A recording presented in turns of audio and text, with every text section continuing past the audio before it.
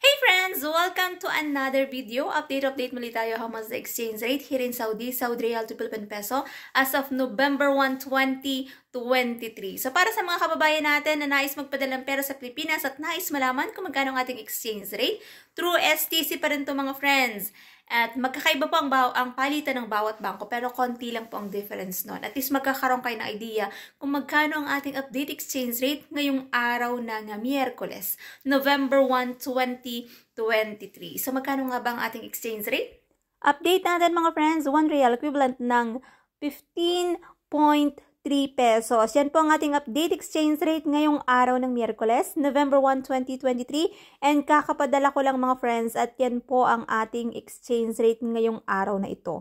Mga friends ha, through STC po ito, send sa bank account. Kaya mas mataas po yung palitan compare sa iba. Pero konti lang naman yung difference nun. So yan po, syempre pinagpapadala tayo ng pera sa Pilipinas, meron po tayong binabayaran na transfer fee at meron din po yung VAT. Lagi pa rin nating tandaan na matuto tayo mag-ipon, magtipid at matutong mag-invest. Kasi nga, hindi habang buhay ay nandito tayo sa ibang bansa. At hindi habang buhay malakas ang ating katawan. So ngayon, matuto tayo mag-ipon para makapag-for good na rin tayo, makapag-start ng business kung gusto mong magnegosyo.